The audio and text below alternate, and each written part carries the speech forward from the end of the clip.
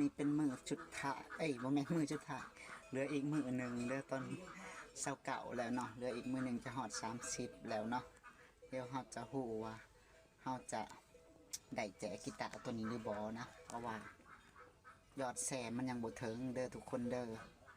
แชร์มันยังบ่ถึงอันที่จริงยอดติดตามก็ยังบ่ถึงแล้วก็ยอดคอมเมนต์ก็ยังบ่ถึงเพราะว่าคอมเมนต์ประมาณ130-140แต่ว่าส่วนหลายแม่นคอมเมนต์ที่ข่อยตอบกับคนที่มาคอมเมนต์แสดงว่าในนั้นมีคอมเมนต์ของข่อยอยู่ครึ่งหนึงแสดงว่ายังบ่ฮอด100เด้อทุกคนเด้อแล้วก็แซ่ก็มีอยู่ประมาณ50ป้ายมันจะมี